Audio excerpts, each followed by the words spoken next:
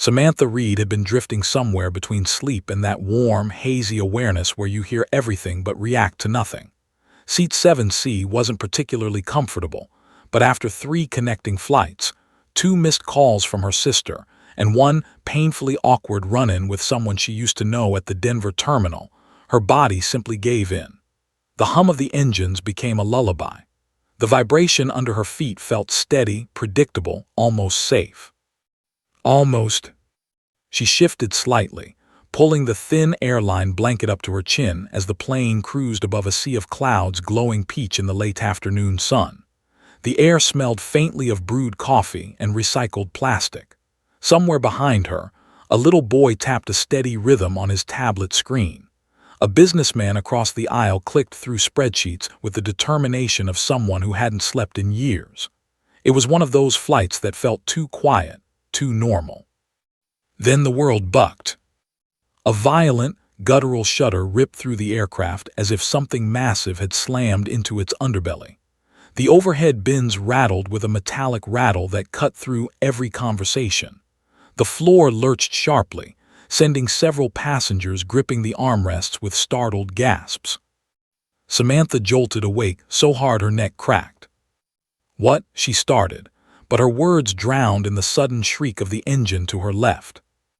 The plane tilted, not a gentle dip, a hard, aggressive roll that made the woman in 8C scream and clutch the man next to her.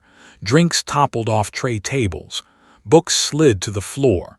Someone's earbuds flew into the aisle. Then thump, thump, crack.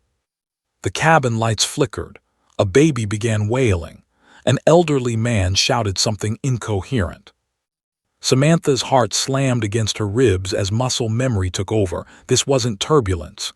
She spent too many years in the Air National Guard not to know the difference.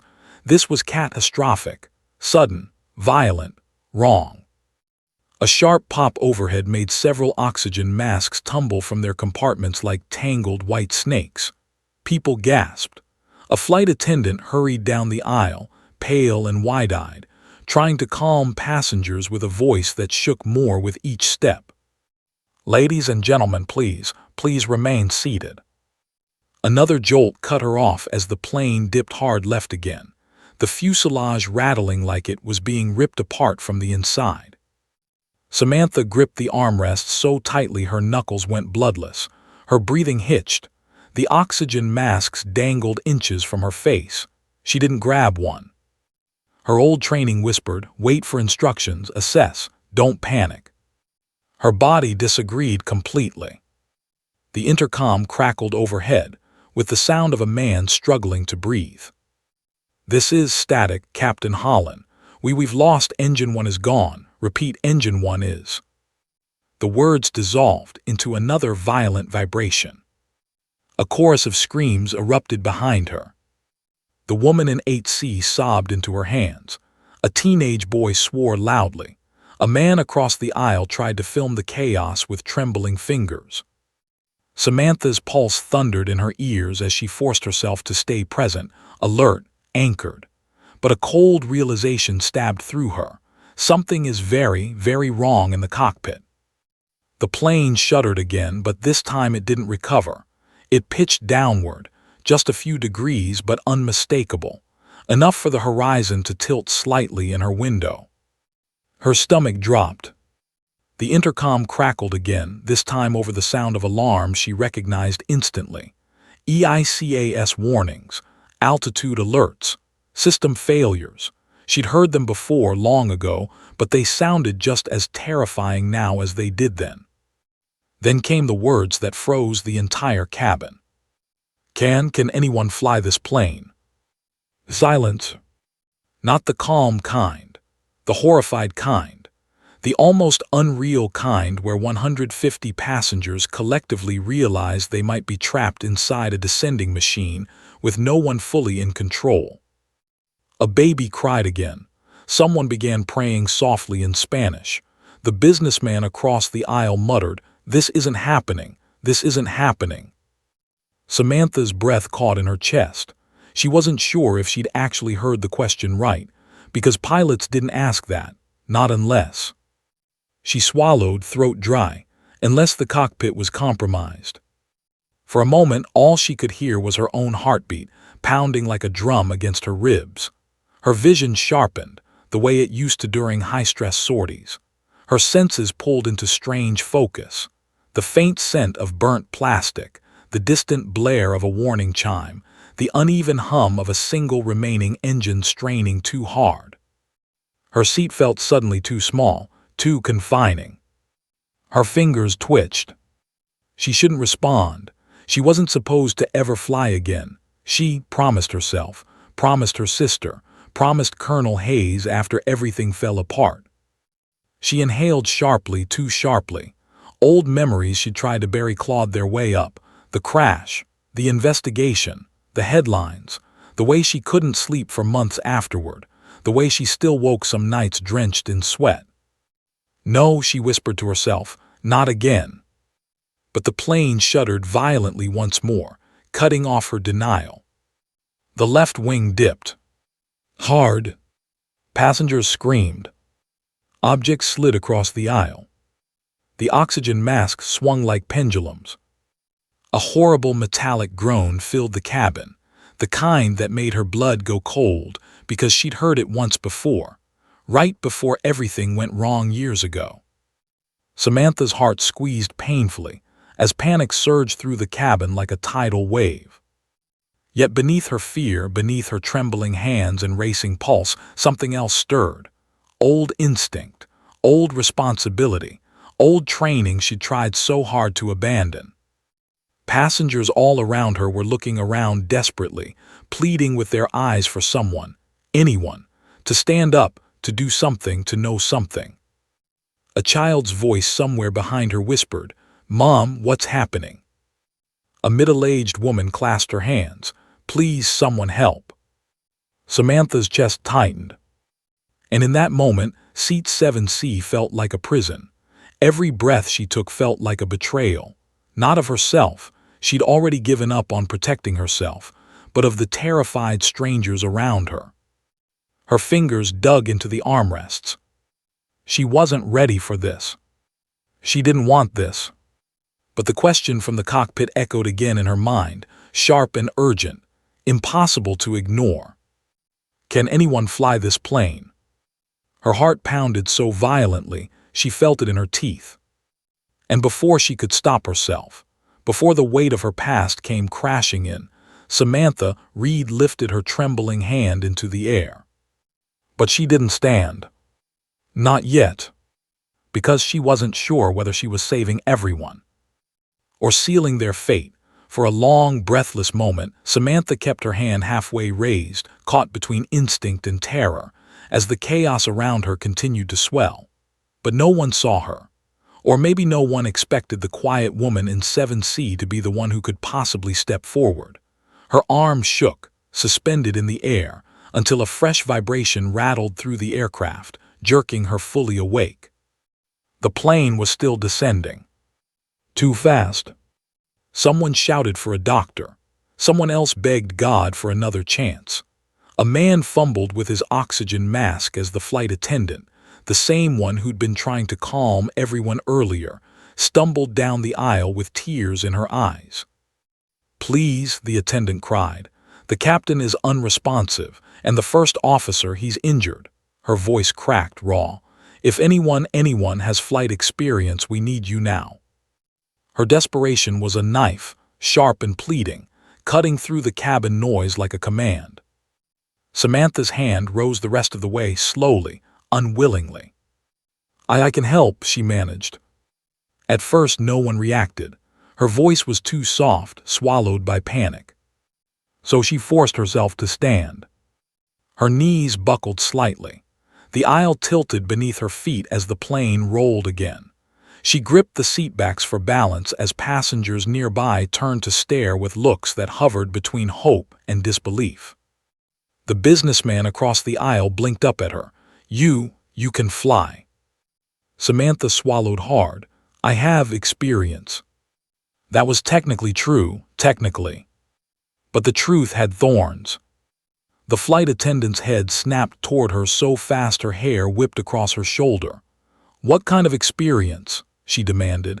half frantic, half pleading. Samantha hesitated, and in that tiny gap, a rush of memories slammed into her like turbulence she couldn't brace for. Her first solo flight at 18, palms sweating on the throttle. The adrenaline-fueled days in the Air National Guard. Her call sign, Falcon 3, echoing through the comms, sharp and confident. The night everything went wrong.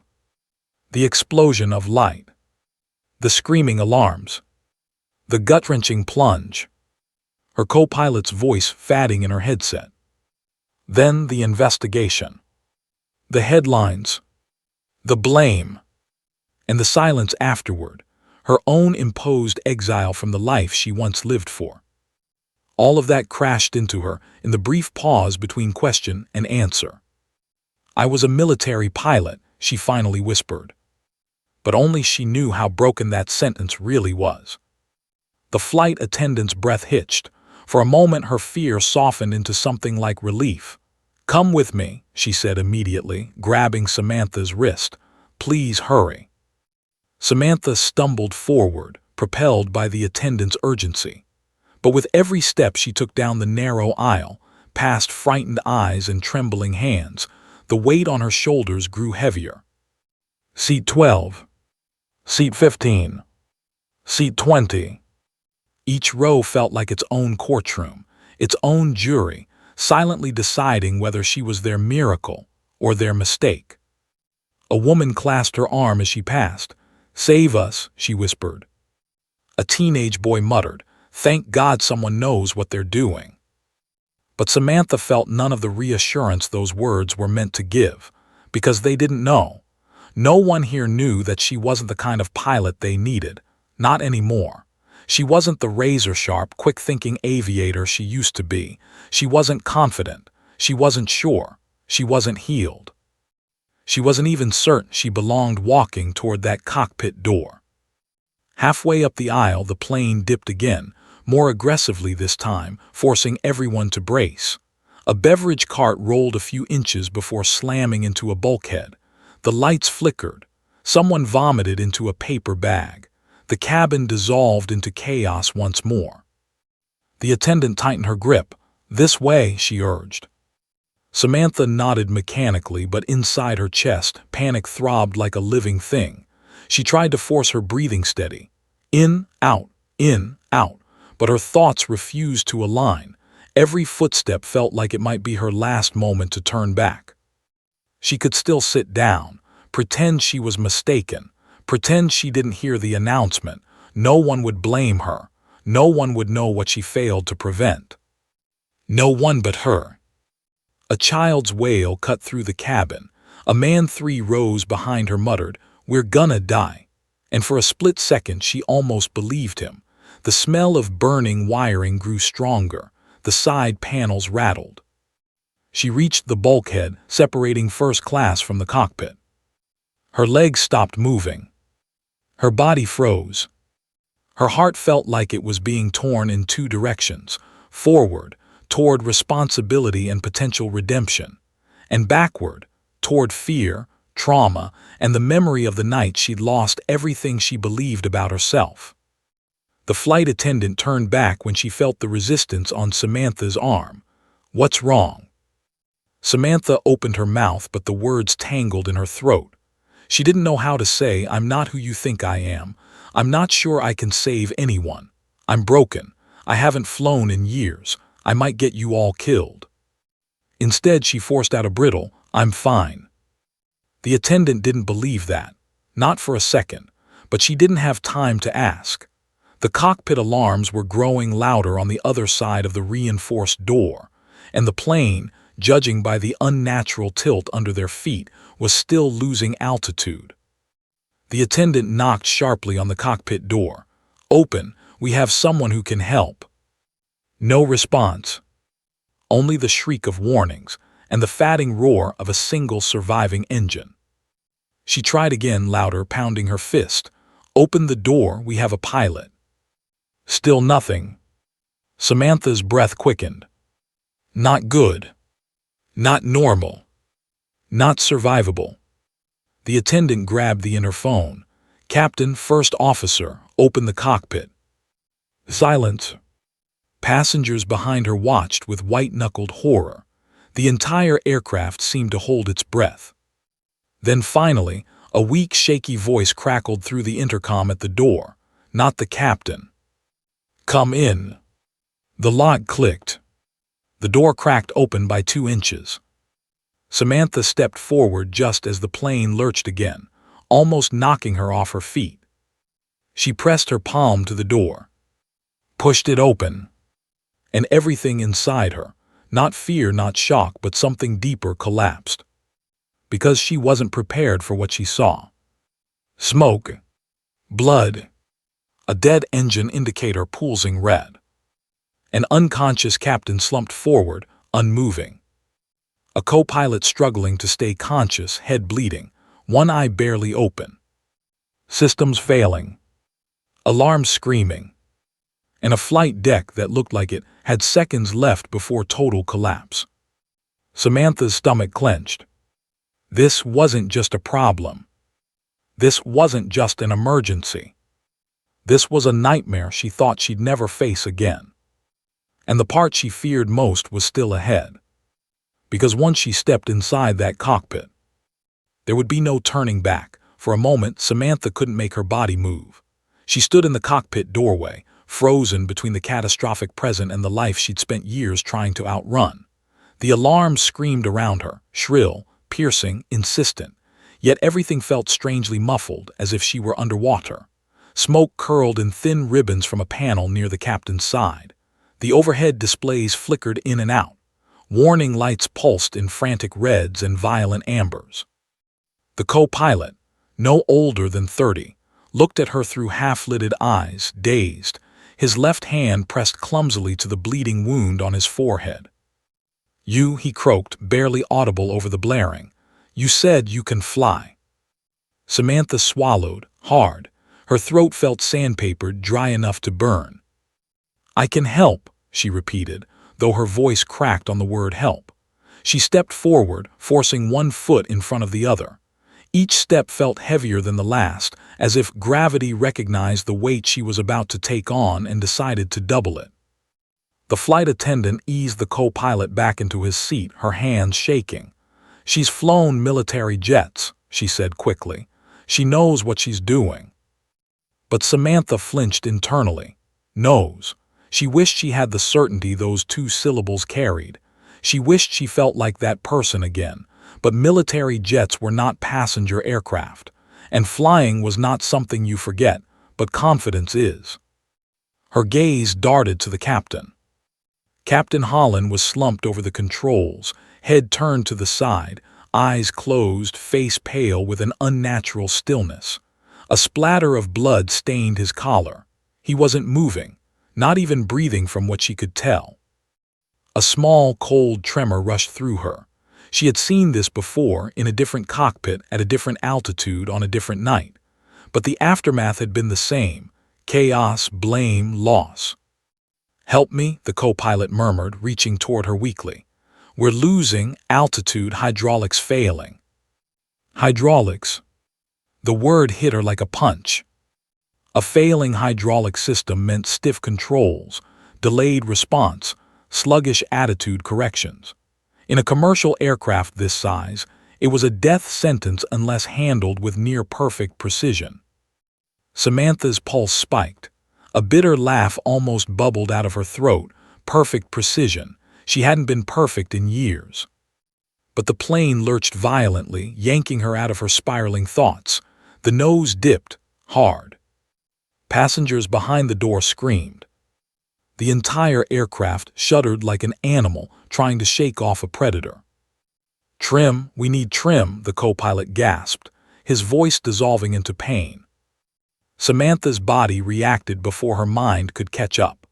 Muscle memory surged to the surface, from emergency drills, from war games, from endless nights training for worst-case scenarios. She lunged into the left seat. Her hands wrapped around the controls. They trembled at first, then steadied.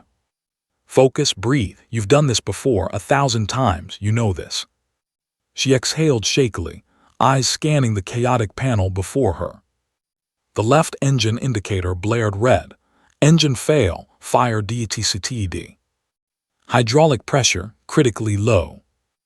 Altitude dropping. Stabilizer trim barely responsive. Speed decreasing too fast. Autopilot disengaged. Terrain proximity screaming. Her heartbeat synced with the alarms in a terrible rhythm. The co-pilot reached weakly for a switch but winced in pain, withdrawing his hand. She placed her palm on the stabilizer trim wheel, spinning it manually. The plane resisted. Fought her. Her forearm muscles strained. "Come on," she muttered through gritted teeth. "Come on." The aircraft's nose lifted, just a fraction. But it was something. She kept fighting the trim, coaxing, wrestling, pleading with movements she hoped were still muscle-true. Her biceps burned. Her hands slipped, slick with sweat. But the nose crept up another inch. The co-pilot exhaled shakily. Good, good. Samantha let herself breathe, just once. But that moment of reprieve was short-lived. The flight attendant still at the doorway spoke up suddenly, voice trembling. "We need to tell the passengers something. They're panicking." Samantha didn't look back. "Tell them to stay seated, that we're stabilizing the aircraft." "We are stabilizing it, right?" the attendant asked, her hope hanging by a thread. Samantha hesitated, just long enough for the truth to show on her face. The attendant's expression collapsed into fear again. Samantha forced steel into her voice. "Tell them I'm doing everything I can." The attendant nodded and hurried out, closing the cockpit door behind her. Silence in the cockpit, aside from the alarms, felt heavier than the screaming outside. Samantha adjusted the throttle, her foot pressing the rudder pedals experimentally. The plane responded sluggishly, like pushing a shopping cart with half the wheels jammed. "Hydraulics almost gone," she murmured. "We're flying on muscle and hope." The co-pilot managed a weak, humorless laugh that turned into a wet cough. "Hope is good." She didn't smile, couldn't. Her eyes flicked to the captain again. She shook her head, fighting the rising tide of dread. "Is he?" She couldn't finish. The co-pilot's silence answered for him. Samantha's heart clenched painfully. "Okay," she whispered, gripping the controls tighter. "Okay, I've got this, I've got us." But the words were more for her than him. She flicked a switch to stabilize the airflow. Another warning lit up. She muttered a curse under her breath. Systems were failing faster than she could compensate. She needed to think, and fast. "Tell me what happened," she said to the co-pilot, keeping her voice firm. "Every detail." He blinked hard, fighting to stay conscious. "Bird strike," he slurred. "Flock left side, engine 1 ingested fire, we lost thrust, control stiffened. Captain tried divert." He winced, hand trembling. Samantha nodded, piecing together the chain of failure. And then a tear slipped from the corner of his eye, whether from pain or terror she didn't know. Hydraulics went. He lost control, hit his head on descent. She inhaled sharply. "And you?" He looked at his bloody hand. Thrown forward, blacked out, woke up to alarms. Samantha's jaw tightened. She glanced out the windshield. Through the smoke haze, the horizon tilted just slightly. Terrain ahead was rising, mountains faint in the distance. Her stomach dropped. They were low, too low. "We need altitude," she murmured, gripping the yoke tighter. "We need time." She pulled. The aircraft responded, but only barely. Her arms shook. Her breath hitched. The co-pilot closed his eyes, exhausted. "Can you do this?" Samantha didn't answer immediately, because the truth was still a jagged wound inside her. She didn't know. Not with failing controls. Not with a dying aircraft. Not after 4 years of running from the cockpit. But she was here now. In this seat. With lives behind her. And none of them had another choice. So she inhaled, steeling herself, and whispered, "I have to." And as she said it, another alarm erupted, louder than all the rest. Terrain warning. The ground was rising to meet them. Samantha tightened her grip. "Hold on," she muttered. Because this was only the beginning of the nightmare. For the first time since stepping into the cockpit, Samantha allowed herself to truly look, really look at the captain. Captain Holland's body was slumped sideways, head leaning against the shattered panel, his right arm dangling uselessly at his side. Blood had trickled down from a gash near his temple and dried into a dark smear along the collar of his crisp uniform. His chest didn't move, not even a twitch, no shallow breaths, no tremors, no reflex. Samantha felt her heart squeeze painfully in her chest. She'd seen pilots in this position before. She knew the stillness too well. "He's gone," she whispered, the words a cold, heavy truth that filled the cramped cockpit. The co-pilot closed his eyes in pain, emotional this time, not just physical. He tried," he said hoarsely, as if clinging to the last memory of his fallen captain. "He was fighting the controls when the hydraulics went. He didn't give up." Samantha swallowed hard. "I know."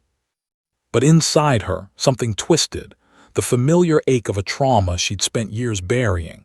Seeing a pilot dead in his seat brought back memories she never wanted to relive.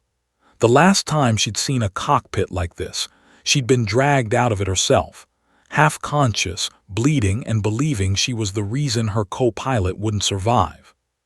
She squeezed the yoke, grounding herself. Not the time, not here, not now. The cockpit wasn't just damaged, it was dying. Lights flickered. A thin electrical burn smell filled the air. Warnings flashed like frantic heartbeats across every screen. She scanned the displays again, jaw tightening. Engine 1, dead. Engine 2, barely stable. Hydraulics critical. Pressurization unstable. Fuel flow erratic. Autopilot offline. Altitude dropping too fast. Her fingers clenched around the controls. "We don't have long," she murmured. The co-pilot nodded weakly.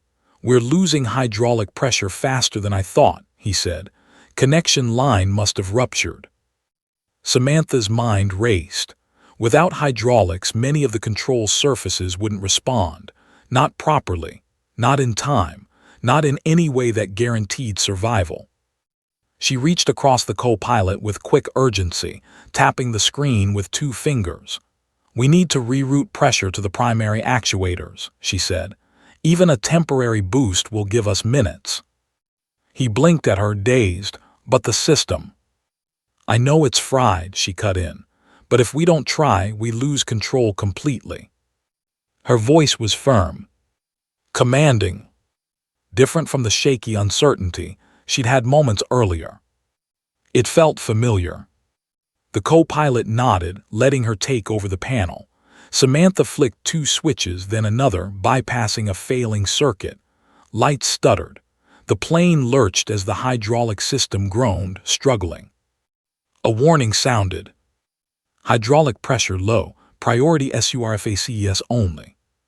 Samantha watched the numbers. For a moment they hovered, dropped. Then climbed just enough. A tiny breath escaped her. "We have partial control," she said. "Partial," the co-pilot echoed with an exhausted smile. "I'll take it." But the small victory only illuminated the next obstacle, the terrain rising ahead. "Samantha," he said weakly, "we need to climb." "I know," she replied, pushing the yoke firmly, guiding the nose up. The plane groaned in protest, struggling like an old machine fighting its own rust. Her arms strained. Sweat dripped down her jaw. Every muscle burned as she coaxed the aircraft upward. The ground drew closer, slowly, reluctantly yielding. "Almost there," she muttered. "Come on, rise." A violent gust slammed into the fuselage. The cockpit rattled. The nose dropped again. Samantha gritted her teeth. "Don't you dare," she hissed at the plane, pulling with every ounce of strength she had left. The aircraft rose. barely clearing the first mountain ridge by what felt like inches. A few seconds of stunned silence followed. The co-pilot let out a shaky exhale. "You did it." "No," Samantha murmured. "We're not safe yet." He nodded. He knew she was right. The controls were sluggish, responding at a snail's pace. The plane felt like it was fighting her, every correction a battle, and if the hydraulics failed completely. She shook her head. "Don't think that far." She re-engaged her mental training. Scan, check, evaluate, adjust. Her eyes moved across every indicator, hunting for anything salvageable. "Altitude still dropping," she said. "We need airspace." "ATC," the co-pilot offered. She glanced at the comm panel. The radio light flickered weakly. Several channels were dead, others were crackling with static. She pressed the transmission button anyway. "This is Flight 218. We have multiple system failures. Request immediate." Static swallowed her voice. She tried again, louder. "ATC, do you copy?" The static deepened, hums and crackles filling the speakers. Then, "Flight 218, say again, you are breaking." The line died completely. Samantha closed her eyes for half a second, centering herself. She needed clarity, focus. She didn't have room for panic. Her fingers flew across the panel, reconnecting the emergency backup frequency. The co-pilot watched, impressed through the haze of his injury.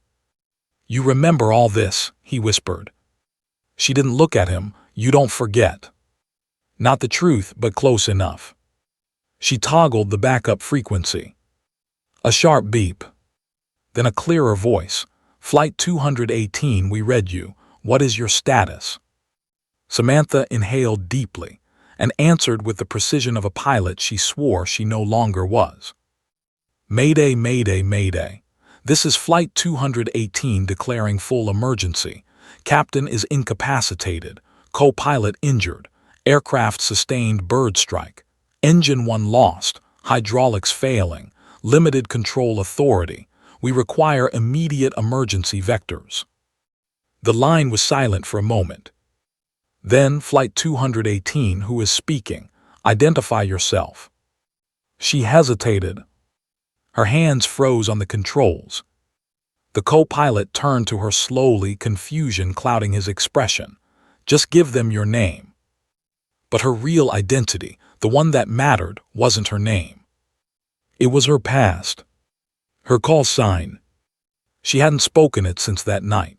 She buried it deep, wrapped in guilt and trauma. And if she said it now, if they recognized her, she knew exactly what questions would follow. Her chest tightened painfully. "Pilot of Flight 218, ATC repeated, firmer this time. Identify yourself." The plane shuddered again. Another warning beeped. Time was running out. Samantha swallowed her fear, her shame, her past. And in a quiet, trembling voice, she spoke the name she hadn't heard in 4 long years. "This is Falcon 3. The radio went silent. Completely silent. The co-pilot looked at her, startled. "Wait, that Falcon 3. Before she could answer, the radio crackled back to life, this time with a different voice. Older, commanding, familiar. "Falcon 3, it said slowly, heavily. "This is Colonel Hayes. Hold your altitude, we're with you." Samantha's breath caught. Her past hadn't just returned. It was now in control of her future. The first drop didn't feel like turbulence. Turbulence was familiar, unpleasant, jarring, but predictable. This was different. This was a gut-wrenching, stomach-dropping plunge that snapped every loose object into the air and made the aircraft moan like something ancient and dying.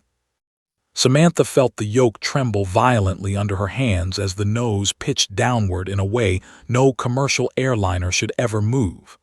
The artificial horizon slid dangerously, and for a split second, the only thing visible through the windscreen was sky, then ground, then sky again. Behind the sealed cockpit door, the screams came in waves. She bit down hard to keep her voice steady. "Stabilizer trim, where is it?" The co-pilot groaned, pointing toward the far end of the console, left under the autopilot. His voice sounded watery, unfocused. Blood was running down the bridge of his nose, dripping onto the collar of his uniform shirt. He tried. He was still trying, but he was fatting. Samantha reached across him, flipping the switch with a force that was part desperation, part muscle memory. The nose resisted, then lifted a fraction. Not enough, nowhere close to enough. The altimeter spun downward like a clock in fast forward. "Come on," she muttered, adjusting pressure on the yoke. The aircraft responded like it was moving through wet cement, slow, delayed, and dangerously unpredictable. The warning systems, fully awake now, kicked into a deafening chorus. Stall, stall, stall. Engine 1 failure. Hydraulic pressure low. Terrain, terrain, pull up, pull up. Every alarm was screaming at once, a panicked orchestra with no conductor. But Samantha heard only one sound clearly, the hollow, ugly groan coming through the airframe, a sound pilots never wanted to hear, a sound that meant metal was under stress it was never designed to endure. She scanned the monitor again, eyes darting across the computer readouts. Hydraulic System B pressure was low, very low. System A was fluctuating wildly, needle jumping like a pulse losing its rhythm. "We've got hydraulic loss," she said, though she wasn't sure the co-pilot was still truly registering her words. "Controls are sluggish. Control surfaces aren't responding." The co-pilot blinked heavily. "Bird strike. It must have ruptured a line or," another cough, "or took out the actuator." Fantastic. She didn't mean to sound sharp, but adrenaline had a way of sharpening everything. Her tone, her vision, her racing thoughts. The plane lurched again, another violent drop. This time Samantha felt her whole body lift slightly off the seat before the harness snapped her back down. A toolbox slid across the cockpit floor, smashing into the side wall. A coffee cup exploded, splattering dark liquid across the throttle quadrant. The co-pilot's headset slipped off his ear and clattered onto the floor. The screaming from the cabin rose again, terrified, primal, unmistakably human. And she felt it, the weight of every soul behind that door pressing onto her shoulders. She forced herself to breathe, deep, measured, controlled. "Okay," she whispered, gripping the yoke with both hands. "Okay, stay with me." Her training came rushing back, not the book knowledge, but the embodied instinct. The kind drilled into her through hours of simulations, emergency procedures, and the relentless scenario-based training of the Air National Guard. She checked airspeed. They were losing it fast. Altitude plummeting. Terrain rising. Not mountains, teeth. The jagged peaks ahead were no longer distant shapes on the horizon. They were large, textured, dangerously close. The edges were sharp enough now to catch the sunlight. The co-pilot stirred again. If we don't regain control soon," he swallowed, wincing, "we'll hit the ground in 3 minutes." "Not happening," she snapped, tightening her grip. Except the terror inside her whispered a cold truth. It might be happening. "Talk to me," she said. "Tell me what you've tried." Throttle differential tried to compensate with rudder. His hand twitched toward the pedals, but hydraulics sluggish. She already knew. "Did engine 2 respond?" "Somewhat," he said, "but we're heavy, real heavy." "Full flight, nearly every seat taken, full cargo hold, full fuel." She swallowed hard. That meant the margin for error was microscopic. Samantha checked the effect of her latest trim adjustment. The nose came up, barely, but the controls resisted, flexing under her hands like they were fighting her. She pushed the remaining engine harder. The right engine roared. A vibration ripped through the cockpit, louder and deeper this time. If engine 2 went, they wouldn't just descend. They'd fall like a stone. She returned to the instruments, scanning. Speed indicator edging downward. Vertical speed indicator showing a terrifying descent. terrain warning system flashing red across the center screen. The mountains loomed larger still, dark, jagged shadows against the fading evening light. "We need help," she muttered. She reached for the radio. Static. More static. A brief crackle. "Denver Center, this is Flight 218 declaring." The plane dipped again, cutting off her words as her stomach slammed into her ribs. She gritted her teeth and pulled back with everything she had. "Come on, hold." The nose inched upward. The altimeter slowed its rapid spin, not stopping but slowing. That tiny improvement fed a spark of hope, small, fragile but real. "Denver Center, this is Flight 218 declaring full emergency. Repeat, full emergency. We've lost hydraulics and—" Static, then a faint, broken voice. "Flight 218 unreadable, say again."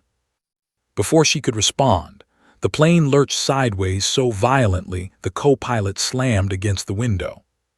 He groaned again, weaker.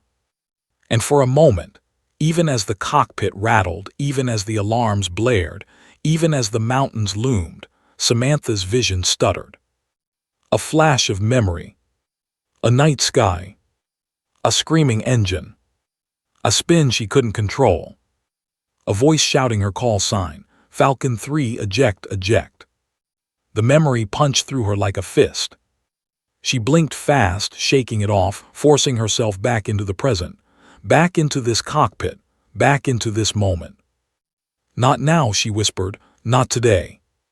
She tightened her grip again. The plane dropped another 50 feet in a single violent lurch. More alarms, more shaking.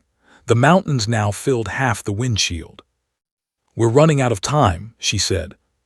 Correction, they were running out of time. All of them. "Come on, girl," she whispered to the aircraft, her voice raw, pleading. "Stay with me." The plane vibrated harder. The ground rose faster. The controls stiffened even more. Samantha felt sweat drip down her spine. The co-pilot forced out one more sentence, broken and barely audible. If we lose the second engine, brace."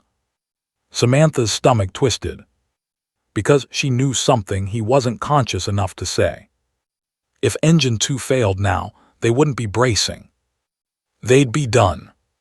She took one more breath, one more look at the instruments, one more glance at the mountains waiting ahead.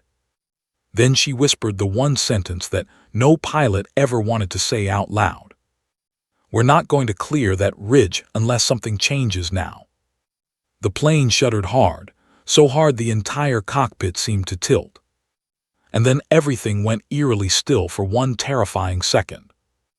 A second that told Samantha Reed the next moment could decide everything. And then the plane dropped again, hard, straight toward the mountains. And there was no more time left. The moment the plane dropped again, hard enough to rattle Samantha's teeth against each other, she knew they were past the point of patchwork survival. This wasn't about stabilizing the aircraft anymore. It was about clawing back enough control to keep them alive long enough for help to reach them. But help didn't come unless someone asked. She grabbed the radio with a grip so tight her knuckles blanched. The co-pilot was slumped beside her now, drifting somewhere between consciousness and blackout.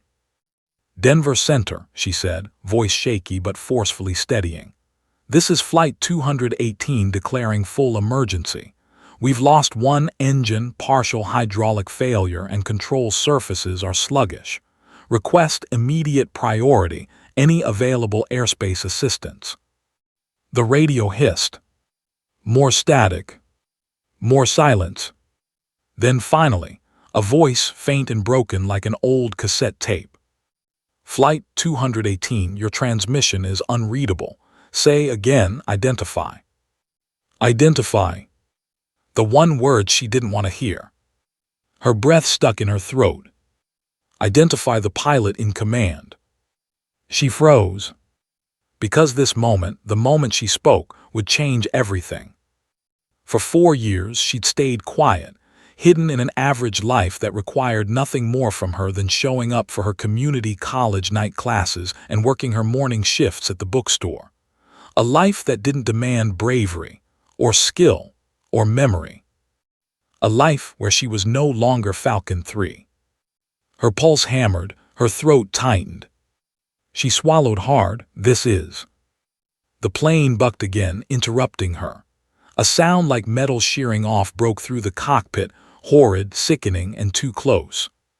Through the windshield, one of the left wing flaps flickered, stuttering half open like a dying heartbeat. She didn't have the luxury of hesitation anymore. She keyed the mic again. "This is Falcon 3, she said. She hadn't spoken that name, that identity in years.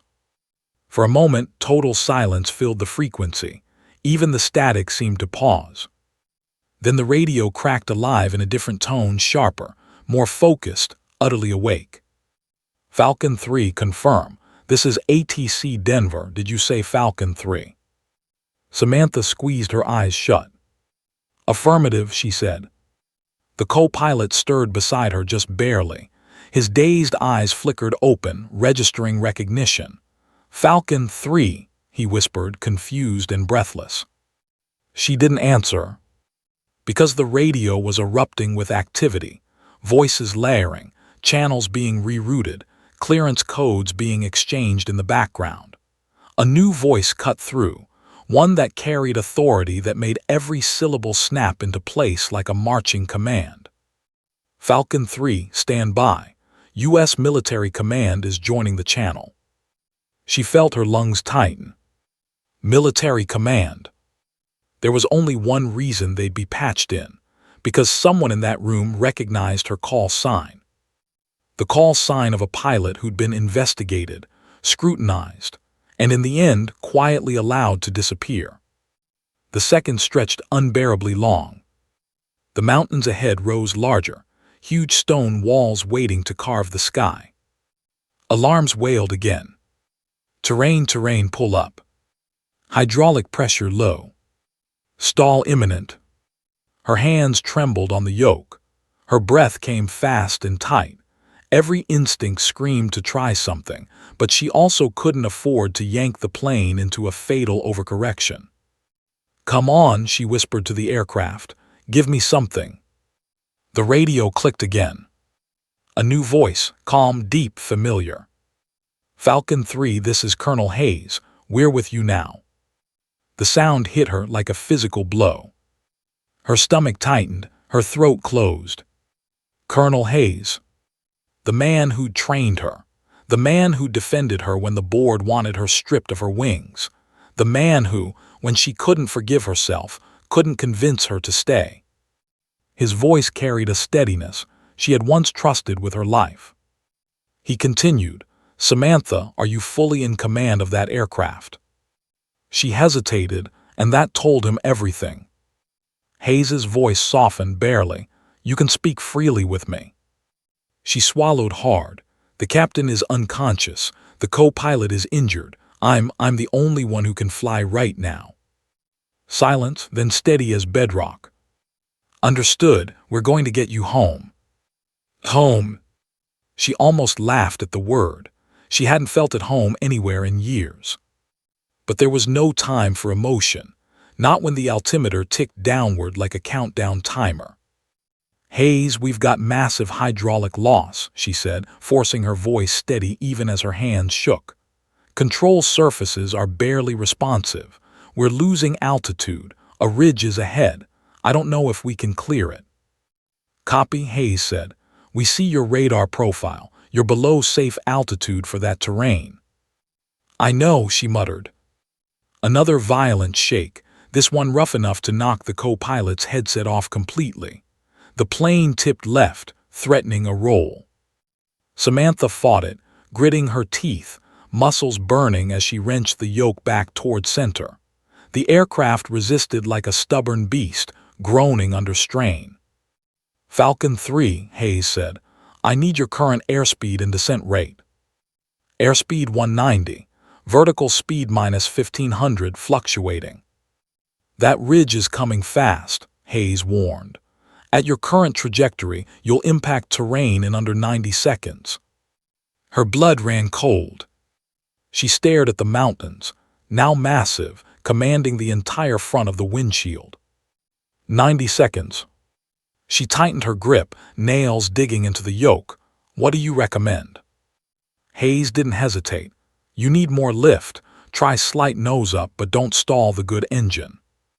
No pressure, she muttered. She eased the yoke back slow, cautious. The plane groaned. Airframe flexing. Stabilizer trembling. The altimeter slowed. Not stopped, but slowed. Good, Hayes said calmly. Hold that attitude. She held it. 40 seconds. 30. 25. The mountain ridge closed in, so close now she could see the snow patterns on the rock. Hayes's voice sharpened. Falcon 3, adjust 2 degrees right now. She did. The aircraft skimmed closer, too close. 5 seconds. 4. 3. The ridge moved under them. So near the belly of the plane, she felt the turbulence roll beneath them like a physical slap. And then, they cleared it. Barely. By meters. Samantha let out a sob she didn't realize she'd been holding. It burst from her chest raw and shaking. Hayes heard it, his voice softened almost imperceptibly. Good work, damn good work. But the danger wasn't over. Not even close. Falcon 3, Hayes continued. I'm pulling up your new trajectory. You're clear of the ridge, but you're still losing altitude. We need a landing field. Samantha already knew. How far? 19 miles, Hayes said. You'll get one shot, one approach. 19 miles with broken hydraulics and an engine barely surviving. Her hands tightened on the yoke. Falcon 3, Hayes said quietly, almost like he knew the ghost in her chest. You didn't fail then, and you won't fail now. A tear slipped down her cheek. Copy, she whispered. Before she could steady herself again, the plane lurched. A violent, bone-cracking jolt. Worse than before. Something underneath them screeched like metal tearing. The co-pilot gasped awake in shock. And Samantha's heart seized. Because she recognized that sound. Landing gear deployment. Uncommanded. Partial. And dangerous. Hydraulics were failing deeper now. And the landing gear was trying to drop on its own. Hayes's calm voice broke through the chaos. Falcon 3, talk to me. What just happened? Samantha stared at the warning panel, lighting up in a horrifying new pattern. She opened her mouth. But the alarm screamed louder. Because the landing gear was down. But not locked. And they were only 18 miles from whatever fate waited for them on that runway. The cockpit filled with a shrill, relentless alarm, one Samantha recognized instantly and feared in a way that pierced straight through bone. Landing gear unsafe. Landing gear not locked. She stared at the indicator lights, 2 amber, 1 red, none of them green. Not locked. Not secure. Not survivable. Not for a plane this heavy, this damaged, this low. The co-pilot tried to sit upright, but he hissed in pain and dropped back. Gear came down. Partially, Samantha replied, forcing calm she didn't feel. It's not locked. He closed his eyes. That's not good. No, it was catastrophic. A partial gear deployment in a hydraulic failure meant the gear might collapse on touchdown or collapse in midair, sending the aircraft into an uncontrollable spin. She'd seen the simulations. She'd read the accident reports. She studied them obsessively when she still believed she'd wear a uniform for the next 20 years. Hayes's voice cut cleanly through the chaos. Falcon 3, give me a status update. Samantha pulled the microphone close, swallowing her rising panic. Hayes, we've got uncommanded gear deployment. 2 show unsafe. 1 is red. He didn't react with shock or fear, just a measured inhale. Copy that, stand by. The radio filled with muffled voices in the background, fast, clipped military tones. She couldn't make out the words, but she recognized urgency when she heard it. Then Hayes came back. Falcon 3, listen closely. With partial hydraulic failure and gear not locked, you're looking at a high probability of gear collapse on landing. Understood, Samantha said. You may need to belly land. The co-pilot's eyes shot open in fear. Samantha didn't flinch. Copy. Hayes paused. I know you know what that means. She nodded even though he couldn't see. Sparks, friction, possible fire, potential structural breach. It's not ideal at this weight. Not ideal, he agreed softly, but survivable if done exactly right, and if anyone can do it. He didn't finish. He didn't have to. But the truth, heavy and bitter, clawed up Samantha's throat. She had not landed anything in 4 years. She hadn't touched a simulator. She hadn't practiced emergency procedures. She hadn't run drills. Her fingers knew the motions, but her muscle memory was rusty. Her instincts were dulled, and her confidence, once a living flame, had been extinguished long ago. Her jaw tightened. She didn't have the luxury of self-doubt now. She forced her voice steady. What's the nearest field? Military runway, he said. Dry Creek Airfield, 19 miles south, long enough for your approach. Emergency crews are scrambling. Runway length, 11,000 feet. A decent margin, but only if she could align the aircraft, something that required precise control the plane no longer had. Samantha glanced at the control surfaces again. Aileron response was delayed and uneven. The rudder was barely cooperating. The flaps were unreliable. The elevator felt like it was moving through tar. She whispered under her breath, okay, I can work with this. Hayes continued, Falcon 3, I need your current altitude. She checked, 8,000 and dropping slowly. Terrain ahead. Clear now, but we're on a shallow descent path. You'll need to start a controlled glide toward Dry Creek. Controlled glide. Controlled. With barely functioning controls. Her hands trembled. She flexed her fingers around the yoke to stop the shaking. A soft groan came from behind the cockpit door. A passenger, a flight attendant. The world outside this door depended entirely on her. Every life, every heartbeat, every scream muted by the thick metal separating cockpit from chaos. She couldn't afford to think about that, not now. The co-pilot watched her weakly, eyes searching. You okay? She nodded once tightly. We're going to land this thing. He gave a faint smile. Wish I could help.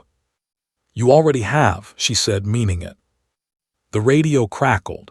Falcon 3, begin course correction 5 degrees east. Intersection point will line you up with Dry Creek's runway. Copy, she replied. She eased the yoke right.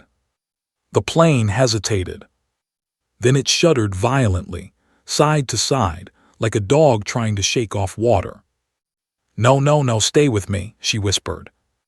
Slowly the nose drifted right, sluggish, resistant. But moving. Good, Hayes said, hold that. She did. After a moment he asked quietly, Samantha, how are you holding up? The question caught her off guard. She didn't know how to answer. Didn't know how to voice the swirl of fear and adrenaline and old ghosts clawing at her ribs. So she didn't answer at all. Hayes filled the silence. Listen to me carefully. I know what you're thinking. I know what memory you're fighting. Her stomach clenched. No, not now.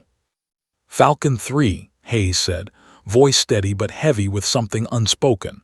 What happened 4 years ago is not happening today. Her hands tightened until her nails dug into the yoke. You don't know that, she whispered. I do, he said firmly, because you're not the same pilot you were then. She squeezed her eyes shut for a heartbeat. I'm worse, Hayes. No, he said. You're better because now you know what real fear looks like and you're still here, still fighting, still flying. The plane juddered again, Another warning shake. Another system light flickered amber.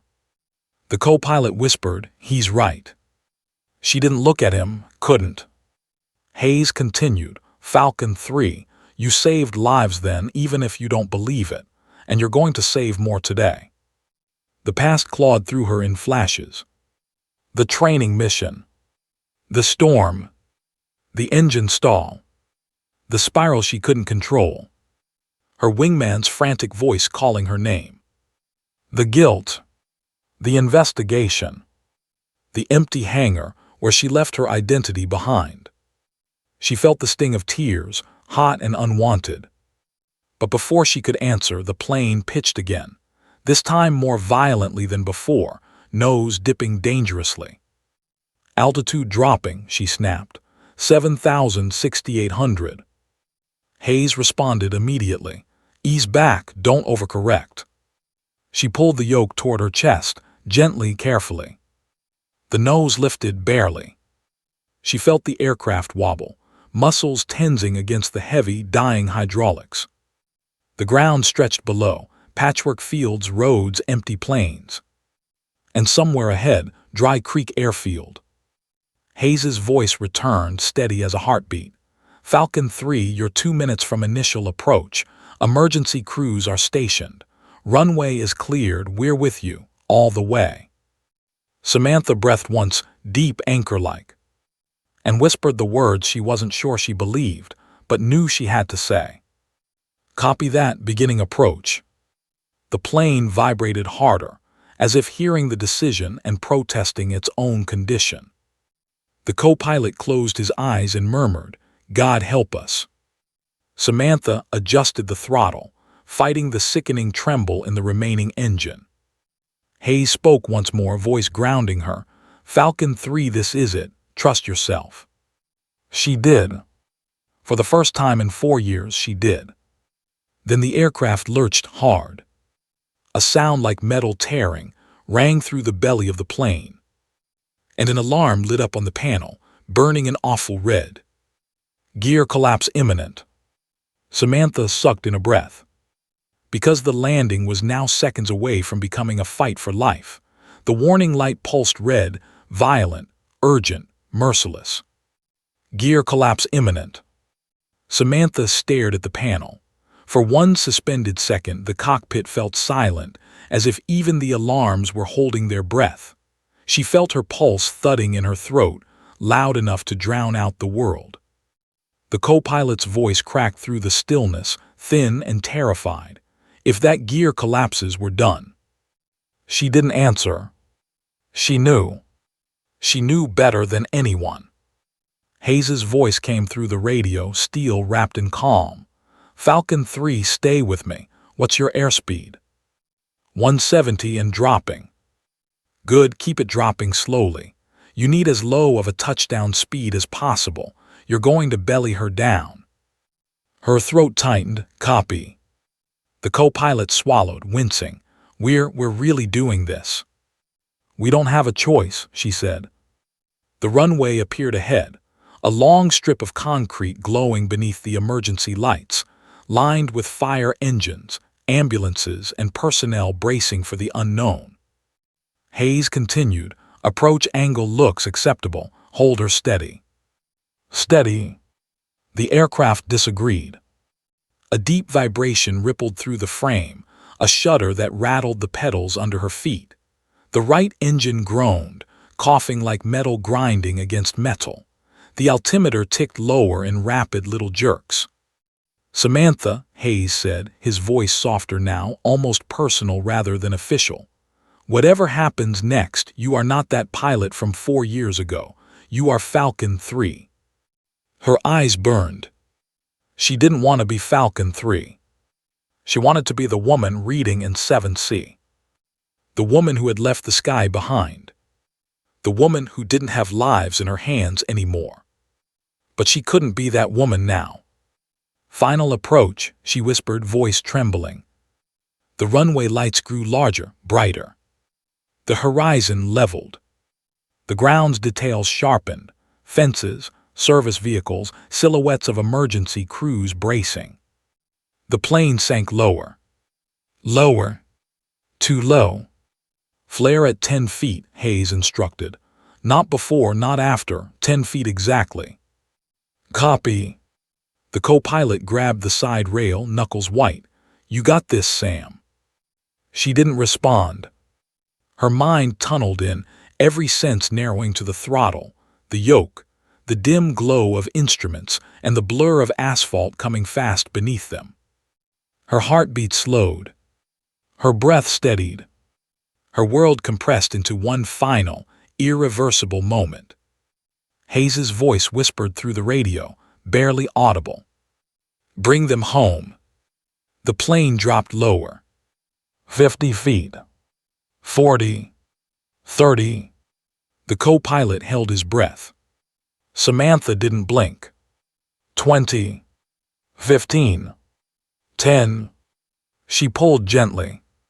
The nose lifted just a hair.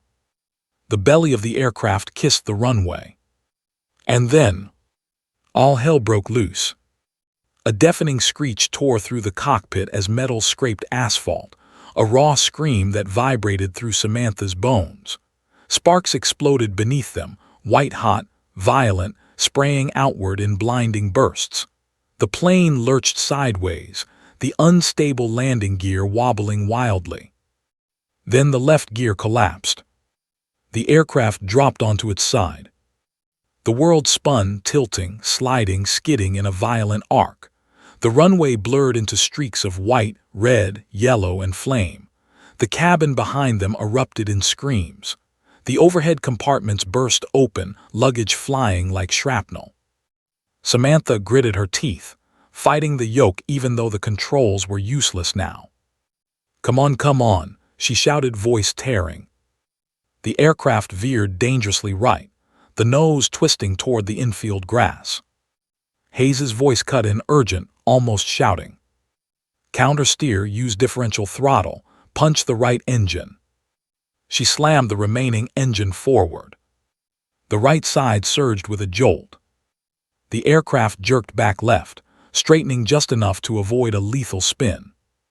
But the speed was still too high. Sparks poured in sheets beneath them. Flames licked at the underside. The smell of burning metal seeped through the vents. The co-pilot coughed violently. The groan of tortured structure filled the air. The runway raced by beneath them. They needed friction. They needed drag. They needed the plane to stop. Now!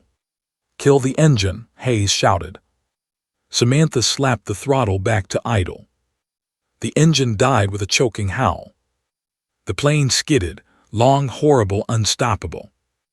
Her hands locked around the yoke, not to control but to brace herself as the impact continued. Her teeth rattled. Pain shot up her arms. The cockpit shook so violently it felt like being inside a metal earthquake. The left wing caught the dirt. The aircraft jerked hard. Samantha's head snapped forward. Her vision flashed white. Her body slammed against the harness. And then, it stopped. Just like that. The world went eerily silent. No screeching. No metal grinding. No alarms. Just the faint hiss of a cooling engine and the soft clicking of dying electrics. Samantha's breath trembled out of her in a broken exhale. Her hands fell from the yoke. Her head dropped forward. For a moment, just a moment, everything was still. Until the co-pilot whispered, voice small and stunned, "We were alive." Samantha lifted her head. Smoke drifted up past the cockpit windows, illuminated by emergency lights. Fire crews were already rushing toward them, figures in heavy gear, hoses ready, shouting commands. The world outside moved fast, but inside the cockpit, time felt thick, heavy, unreal. She fumbled with her harness. Her fingers slipped. She tried again. The buckle snapped free. The co-pilot grabbed her hand weakly. You did it." She shook her head, eyes stinging. "We did it." The cockpit speakers crackled, then Hayes's voice came through. This time, it wasn't the calm of a commander. It was the soft, unrestrained relief of a man who had feared the worst. Falcon 3, Samantha, you're down safely. Emergency crews are approaching. You saved them. You saved all of them. Her throat closed. She tried to answer, but no sound came out. Her vision blurred as tears filled her eyes, hot, unstoppable, overwhelming. Behind the cockpit door, passengers were sobbing, calling loved ones, clapping, praying. Alive. Because of her. Footsteps pounded up the fuselage, firefighters reaching the cockpit. Someone banged on the door. Cockpit, can you hear us? Are you conscious? Samantha wiped her face, inhaled, and found her voice. Yeah, she murmured, we're here. As rescuers pulled open the cockpit door, bright light flooded in, white, warm, almost heavenly. A firefighter reached a gloved hand toward her. You're the pilot, he asked, disbelief in his tone. She nodded, exhausted. Yeah. He shook his head in awe. Ma'am, that was impossible. Samantha let out a weak, breathless laugh. Yeah, she whispered, I know. As they guided her out, the night air hit her face, cold, real, sharp with smoke and relief. She stepped onto the runway on trembling legs. And for the first time in 4 years, she didn't feel like a ghost of who she once was. She felt like Falcon 3. A survivor. A pilot. Someone who fought for every soul aboard and brought them home. Behind her, the damaged aircraft steamed and hissed, but stood intact. Ahead of her, emergency crews moved quickly, lights flashing around her like a strange, glowing halo. And above her, the night sky stretched wide, open, waiting. She looked up at it. And this time, she didn't look away.